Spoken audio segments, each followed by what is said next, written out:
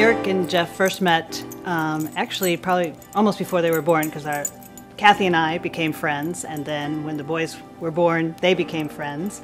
And so they've grown up together since they were babies. He was a good boy, that boy, when he was born, wouldn't you say? I'm not sure what happened. No, he's good now. Yeah, no, he was born in February, so by the time spring came, he was outside pretending he was a little bunny, and had a best friend right off the bat. Story has it that my mom went over there. She was about 6 months pregnant with me. Jeff was 6 months out of the womb, and she was holding Jeff. Jeff apparently just bopped the stomach, and I'm not going to take that, so I kicked back, and he apparently punched back, and it's been back and forth ever since. Eric and I, for 10 or 12 years, lived about 200 yards away, kind of a little diagonal cut through a backyard. So we, growing up, kind of like to spend time outside in between our houses, in and around the neighborhood, walking around in the woods, playing down by the lake, playing sports, baseball, whatever, basketball, just kind of running around and doing what 10-year-olds do. They spent a lot of time camping in the backyard. That was as adventuresome as that would get, because it had an electrical cord and a VCR, and they'd watch the movie Sandlot probably every week. That was their idea of roughing it. They'd be outside to have a television set with a VCR and a bathroom within 50 feet of where they. But that was high adventure camping for them. But they also enjoyed making movies, and they would dress up in outrageous costumes where they would be Darty McQuick and Inspector whatever my name is, and they would do videos which we still enjoy watching to this day. Oh, it was fun watching them develop. I mean, when they were young children, they do what young children do: ride bicycles, toboggan. They got older, they were, they played basketball, and they got a little older teenagers. They would wave runners, ring doorbells at 2 o'clock in the morning, and get rides in police cars at 3 a.m. It was fun. Got a knock on the door one night about 2 a.m. when Jeff and Eric were supposedly sleeping over at our house. It was the local police with 2 kids, all dressed in black, who had decided to go out and ring some doorbells. Brilliant. Like geniuses, we decided to go to an upper scale neighborhood, decided to ring doorbells in the middle of the night. And like idiots, we sat there and watched as they freaked out. And then we were gonna go back, and then I wanted to take the woods. He wanted to take the road. I insisted the woods, he insisted the road, we took the road, and that's when the police caught up with us. The door ringing incident, reflecting back on that 10 years later as a 25-year-old, I'm not sure there's much to defend there.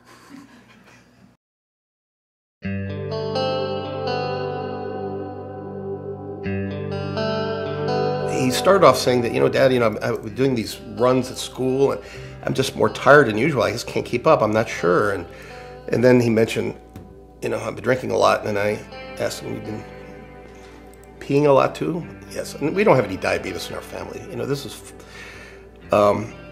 we don't have any family members or anybody that has diabetes, so this is just unusual. But, that being an ER doc is paranoid, being a nurse, we just like, oh, wait a minute, that can't be, but we'll check just to make sure that doesn't happen. They checked it, and I remember sitting on the bed, hear my mom in a very disconcerting voice saying, Rick, come here. And so then I kind of knew something was up. When it turned bright blue, indicating there was a lot of sugar in his urine, I mean, it was just like it kicked the chest. We realized at that point, life would never be the same. It was the first time I'd ever seen my dad cry. And I asked him, what's going on? He explained the whole diabetes thing. And I asked him, I was like, do I have diabetes? And he just kind of, probably. His life was going to be different from that moment on. He's going from an innocent child that had no clue what diabetes was. You worry about, when you're going to go play ball next, or, you didn't have a care in the world. So suddenly we knew what challenges were ahead for him, and you grieved for him. But Eric is a very special kid, and yeah, he amazes me every day of what he could handle. I wasn't really aware of what it involved and how complicated it was to have diabetes and be growing up, the balancing of the diet and the shots and everything. And monitoring of the glucose levels and everything that came with it. It was amazing because having a child the same age, you know, who hung out with Eric all the time, and seeing all of a sudden how a, you know, pre-teenager had to become so adult-like and take responsibility for their care with literally, you know, life or death consequences. It was really so impactful to me, just to see how much of a life-changing event it was. You know, when you're younger, you always kind of like want to be the same as everybody else. You know, like, why am I different? You know, you're smacked in the face through your own mortality. You know, you realize that, oh, you could die. You know, I mean, if all this stuff failed on me, you know, I wouldn't be here tomorrow. Jeff is a special kid because even at age 10, he was aware enough that he could tell when Eric got a little low. He knew what to do. He was always, you know, always there willing to help. Yeah, I remember one time in particular, like, where, you know, I got low. I was in the next door neighbor's yard and I kind of freaked out about it. All of a sudden, Eric just kind of got really tired, and I was kind of confused. This hadn't happened before, and kind of pieced it together that I needed to go inside, I needed to grab a soda, I needed to do something. Jeff comes running in the door. Mrs. Lucht, Mrs. Lucht, Mrs. Lucht. Eric is low. And I'm like, you fight that instinct, like, oh, I'll go take care of it. And Jeff looked at me and goes, no, I can handle this. I went, okay. You're kind of like, oh, do I let the 10-year-old handle this, or do I go? And I go, well, where did you leave Eric? And he goes, well, he's at the Prefontaine's yard right next door. And I went, okay. So handed him whatever he was going to treat with. I believe it was orange juice, though. I keep hearing them say pop. And I could then go and perch at my window and watch him take care of his friend. So it was fun to watch, because being an educator, every time we talked to him, it was, this is what you need to do, you know, and they both learned. And so you could say, you can go spend the night. I know I don't even have to micromanage anymore. And it was interesting to watch. You know, he treats Eric slow, and he feels better, and then they go back to playing again like they're kids. It was just a momentary glitch in what they did, but they worked on this together. And having a friend like Jeff in his life, he's the kind of friend that every parent would hope that their child has.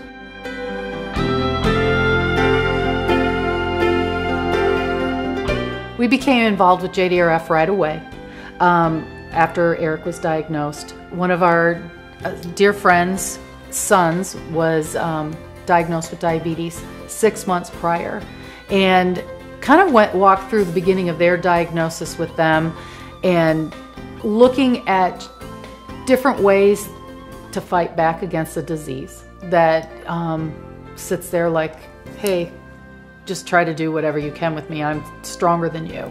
You know, Rick and Kathy got very active in JDRF as a result of that, and it wasn't long after that before they called and said, hey, can you get involved too? And just seeing the impact of the disease and how life-changing it was cool that they asked. And we've been involved now for the better part of, you know, a dozen years in what JDRF is all about.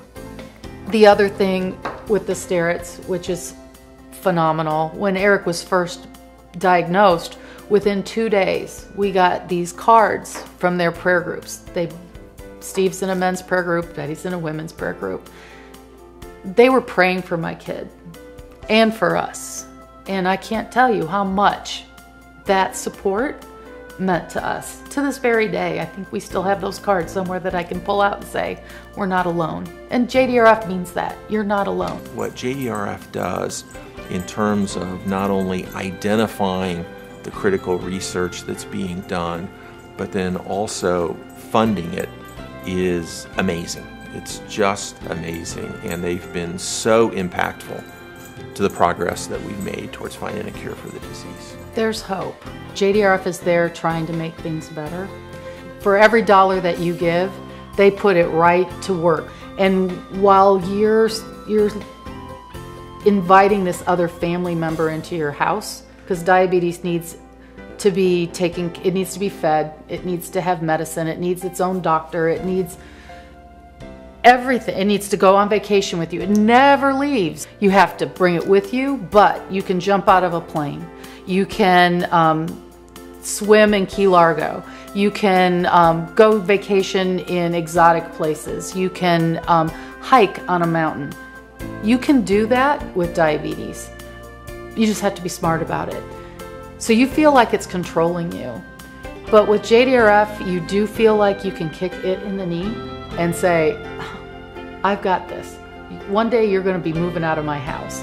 And I really feel like I have a little bit more control and more say in helping my son and others like him.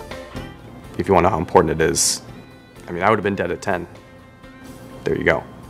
You know, without this, without support, without places like JDRF, without research, I wouldn't be here. I would have been a dead kid at 10.